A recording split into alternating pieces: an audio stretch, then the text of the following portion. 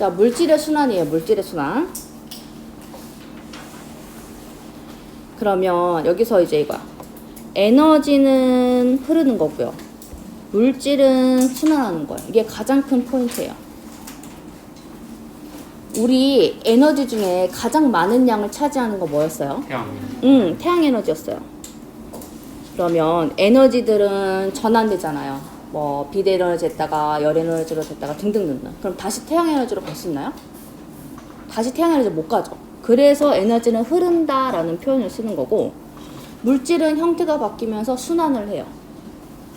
그러면 그 물의 순환 이렇게 있는데 보통 어떤 것들을 다루냐면요. 물, 탄소, 질소, 인 이렇게 다뤄요. 우리 교과서에서는 물과 탄소밖에 없어요. 물하고 탄소하고. 출제 빈도는 낮습니다. 그러면 나중에 여러분이 진학을 하면은 생명과학이라는 학문에서 요거를 다시 한번 또 배우게 돼요. 물의 순환. 물은 형태가 고체, 즉 얼음으로 존재하고 물, 액체로도 존재하고 기체, 수증기로도 존재하죠. 그래서 형태를 한번 적어보면 고체일 때는 얼음, 액체일 때는 물이라고 부르고 기체일 때는 수증기라고 부릅니다. 그리고 지구 시스템은 5개 권이 있잖아요. 그런데 우리 지구의 바깥쪽 말고 안쪽만 포함하면 각 권들을 순환을 합니다.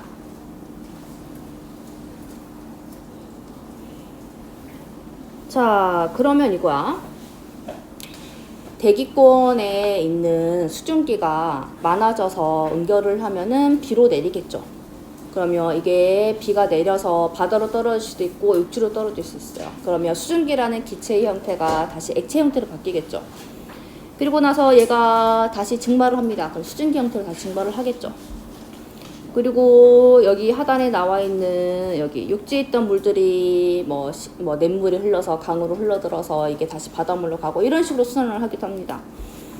그러면 밑에 있는 고기글을 중심으로 보시면 되는데, 물이 순환하는 과정에서 기권과 수권이 상호작용하여 나타나는 현상을 써보자 라고 했는데, 우리 어제 배운 거랑 조금 연관이 있어요.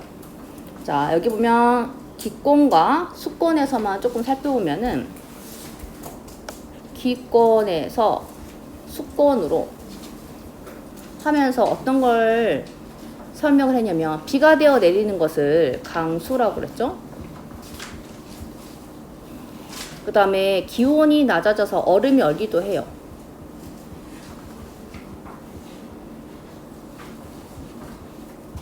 그 다음에 반대 현상도 배웠었어요. 수권에서 기권으로. 그래서 가장 많이 나온다는 예시로 태풍을 쌤이 설명을 했었고, 그 다음에 수증기 증발도 적었습니다.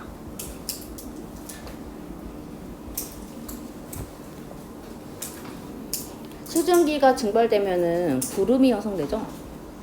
이미 다 배웠던 거죠. 쉽지 않냐?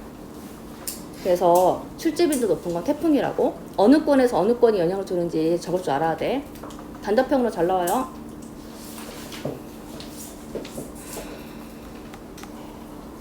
두 번째 거는요, 중학교 때 증발량 하면서 배웠던 건데, 물이 순환 과정에서 에너지 흐름은 어떻게 나타나는지 설명을 해보자. 여기서 우선은 개념을 하나 적어볼게요. 총 증발량, 총 방수량은 평형을 이룬다. 이거 중학교 때 배웠었는데 중요한 건 시험에 안 나와요. 자, 물이 증발을 합니다. 그러면 이거야. 예를 들어서 수권에서 기권에 아까 수증기 증발을 한번 설명해보면, 지금 증발을 하면은 이 흡수되죠, 에너지가. 흡수된 에너지가 구름이 생성하는 과정에서 기권으로 방출이 돼요. 중요한 건 시험에 잘 안 나옵니다. 아, 그냥 원리만 이렇구나.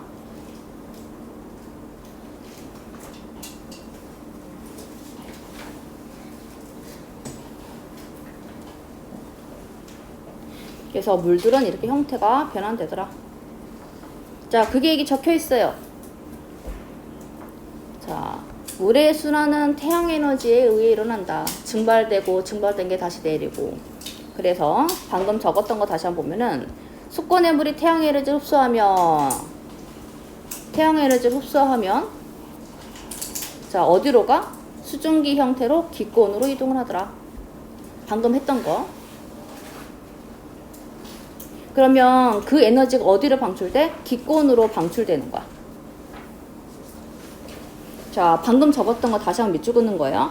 수권에서 수증기의 형태로 증발이 될 때 에너지가 흡수돼서 구름이 되면은 이게 기권으로 가서 에너지가 방출되는 거예요. 그리고 다시 비나 눈의 형태로 직권으로 이동을 합니다. 그래서 이렇게 흘러내린 물은 지하로 가서 강으로 따라서 다시 바다로 해서 생명활동에 이렇게 이용이 됩니다. 자, 탄소의 순환으로 넘어갑니다. 먼저 탄소의 예시가 나와 있어요. 탄소의 순환. 선배들이랑 얘기 나눠보면 가장 조금 놀라웠던 게 이거야. 우리 몸에 이산화탄소를 내보내잖아요. 그럼 이산화탄소는 필요 없는 존재일까요? 그건 아니야. 이산화탄소 농도가 너무 부족해서 생기는 증상이 있어. 막 숨을 막 이렇게 쉬어. 뭐라 그래? 과호흡증. 그 PC방 가면 많이 보지 않냐? 나는 봤어. 그 리니지라는 게임 한참 할 때 누가 아이템을 떠갔는데 옆에 있던 애가 갖고 간 거야. 근데 그게 500만 원짜리라고 그러대. 그래가지고 이제 그 진짜 주먹 다짐을 하면서 과호흡을 일으키는 거야. 근데 나 같아도 그럴 것 같아. 아이템 적었는데 500만 원짜리면은 현질이 되잖아. 그건 리니지라는 게임은. 그럼 진짜 나도 빡 될 것 같은데? 500만 원이면 내 차 긁은 거. 아무튼 그런 거. 자, 여기에 예시가 나와 있는 거 우리 배우는 거예요. 자, 직권의 탄소는 화산 폭발이나 화석연료의 연소를 통해 우리 완전 연소가 되면 이산화탄소 발생한다고 배웠죠. 그리고 화산가스로도 이제 형태는 뭐 다르겠지. 이산화탄소가 아니라 다른 뭐 메탄이든 이런 거 다 배웠잖아요. 그렇다면 이거 이렇게 또 생물의 탄소, 생물도 완전 연소가 일어나면 이산화탄소 내보는 거야. 그래서 우리 숨 쉴 때 이산화탄소가 나오는 거야. 그래서 호흡을 통해서 기권으로 이동을 하더라. 자, 그리고 기권에 이동한 탄소는 해수에 녹아서 해제 침전. 그래서 어떻게 돼? 석회암의 형태로 직권에 저장. 요거는 한번 나온 적 있어요. 석회암이라는 거. 너무 크다, 글씨가. 그 다음에 이산화탄소를 통해서 포도당을 만든다고 그랬죠? 그래서 생물권에서 이렇게. 그래서 이산화탄소를 포도당으로. 그리고 나서 땅에 다시 묻히면 화석연료가 돼요. 석유나 석탄.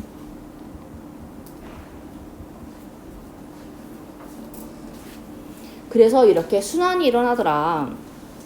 광합성을 통해서 생물권으로 이동을 했다가 그러면 화석연료가 되는 과정에서 직권으로 이동을 하고 그리고 다시 연소하는 과정을 통해서 기권으로 이동을 하더라. 그러면 여러분이 조금 준비하실 건 이런 거야. 각각 화살표가 있을 거예요. 예를 들어서 뭐 A, B, C 있다고 합시다. 그러면 탄소가 어느 권에서 어느 권으로 이동했는지 이런 걸 조금 맞출 수 있어야 돼요. 화석연료 이런 거 하면은 직권에서 기권으로, 호흡을 하면은 생물권과 그 다음에 기권의 상호작용, 그 다음에 뭐 광합성 하면은 기권에서 생물권으로 이렇게. 쉽죠? 잘 안 나와요.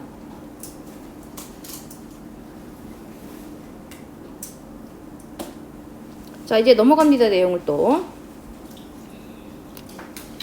여러 가지 물질 순환은 지금 우리 교과서에는 생략돼 있어. 근데 다른 교과서나 문제집 보면은 질소가 나와 있는 것도 있고 인이 나와 있는 것도 있어요. 그럼 우리는 교과서 위주로 내신을 보기 때문에 물하고 탄수만 기억하시면 돼요. 다른 건 안 봐도 돼요.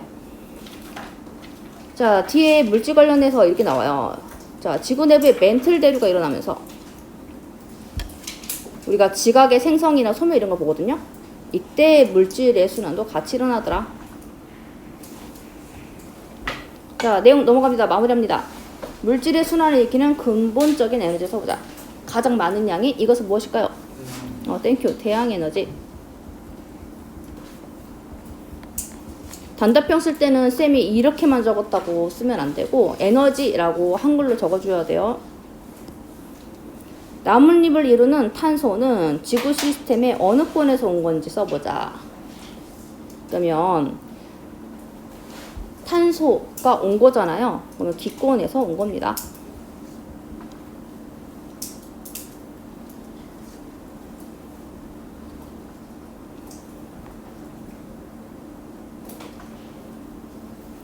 자, 항상 자원은 순환을 하고 있는데 순환하지 않는다면 기권, 직권, 생물권에서 각각 어떤 현상이 일어나는지 써보자. 먼저 기권은 우선 기산현상이라는 게 발생하지 않겠죠. 구름도 없을 것이고 비가 내리거나 이런 것도 없을 것이고. 그 다음에 직권은 풍화 침식 작용이 없어질 거예요. 다 없어지는 거요. 자, 생물권. 호흡도 안 될 것이고요. 그 다음에 뭐 대사 활동도 안 될 거예요.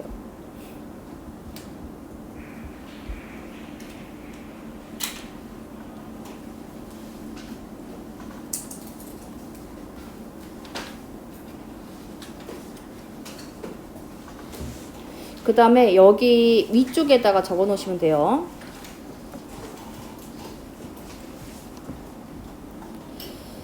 탄소가 가장 많이 분포하는 곳.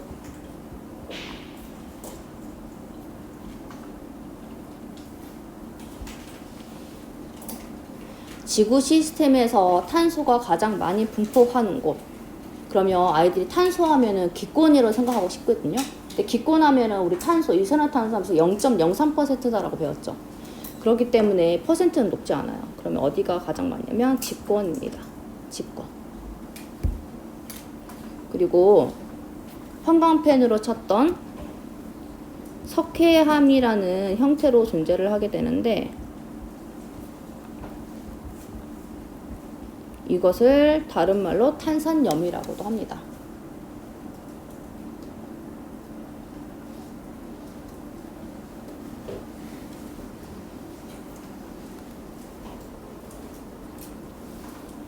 여기서 이제 조금 더 어렵게 나온다면 계산 문제가 나올 수 있어요. 어떤 게 몇 퍼센트 같고 어떤 게 몇 퍼센트 없어졌냐. 그럼 이거야. 순환을 하기 때문에 중간에 소실되거나 없거든요. 뉴턴의 법칙 하면서 배웠을 거야. 요거. 계산 문제 요거 나올 수 있어요. 무엇인가 내린다면 그만큼 증발을 하고 이게 총 토탈 값이 맞아야 돼요. 그래서 작년에는 아마 학원에서 시험지 다 나눠주는데 여기 계산 문제 한번 했었어요. 몇 퍼센트인가. 전환되는 게 몇 퍼센트인가 계산 문제 나올 수 있고. 근데 이번엔 그렇게 어렵게 되진 않을 거예요. 교과서가 바뀌었기 때문에. 작년 교과서는 천재였고 올해는 미래인이거든요. 그래서 교과서가 바뀌어서 그렇게 어렵게 되진 않을 것 같아요. 자, 여기까지 하면 오늘 수업이 끝나요. 힘내요. 자, 황사가 나타났다. 자, 황사는 어느 권하고 어느 권에서의 상호작용이에요. 자, 그러면 이제 만약에 어느 권에서 어느 권으로 영향을 준 것인가 라고 이건 보통 잘 물어보거든요. 그러면 적어야 돼. 방금 여러분이 말했던 것처럼 황사는 어디서 어디? 직권에서 기권으로. 그럼 요즘에 문제되는 건 황사가 문제예요? 미세먼지가 문제예요? 미세먼지요. 주로 요즘에는 미세먼지가 문제라서 이게 더 자주 나오고 있어요. 이거 미세먼지는 그림 한번 그렸으면 하는데 쌤이 그림을 한번 그릴 거예요. 따라 그리시오. 지구요. 지구 아니요. 이게 뭐냐면 머리카락이야. 머리카락의 단면을 그렸어요.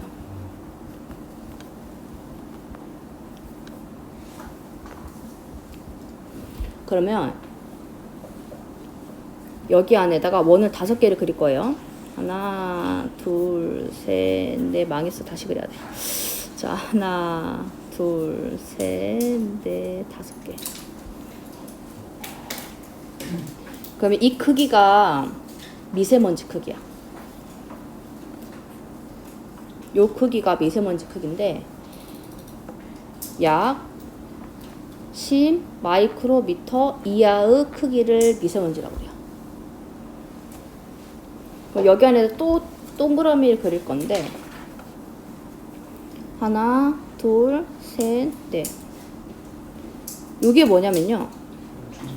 땡큐. 초미세먼지야.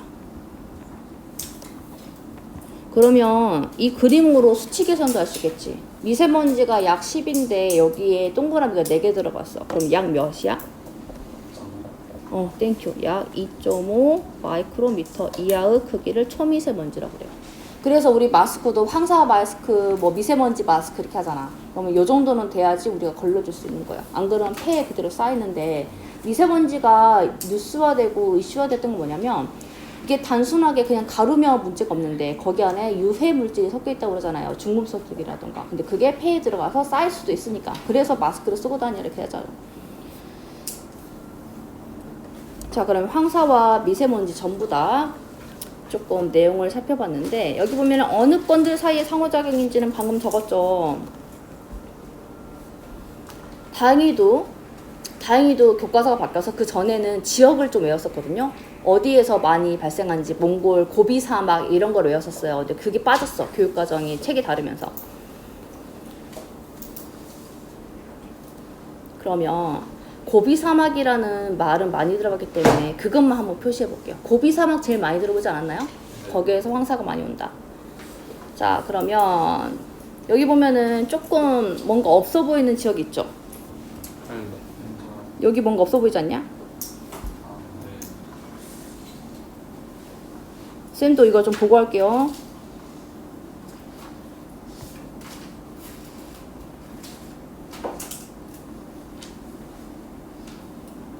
여기가 고비 사막이래. 고비 사막. 네, 여기는 내몽골 공원.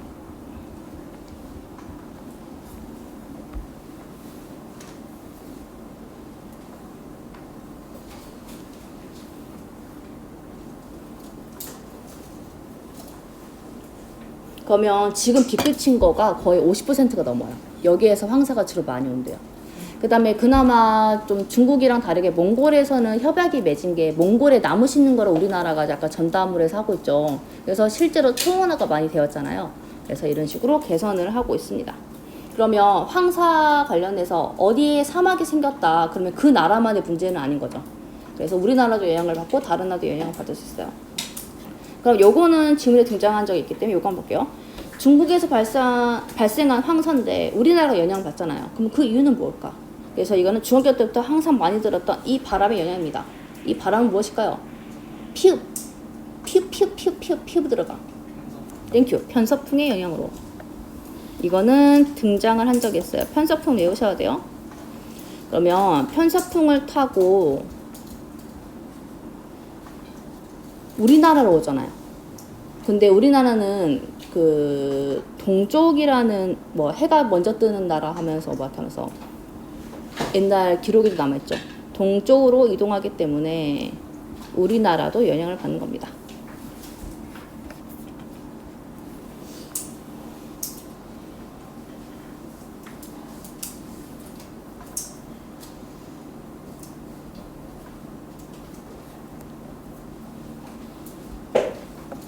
자, 다 끝났어요. 자, 황사가 주로 발생하는 계절은 언제인지. 항상 봄에 문제가 생기지 않았나요? 그래서 지금은 좀 덜하죠. 지금은 좀 덜한데 봄에. 그래서 3월에서 5월 정도고요. 그럼 이거야. 땅이 얼어서 이렇게 있다가 이제 막 녹기 시작할 때부터 황사가 발생하는 거야. 그러니까 녹기 시작할 때를 해빙기라고 그러거든요. 그래서 해빙기 후에 이렇게 먼지가 날아오기 시작하고요.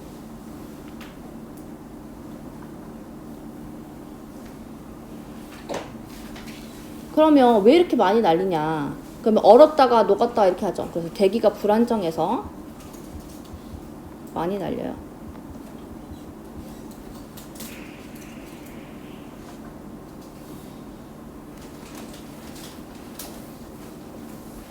자, 여기 보면은 대응책과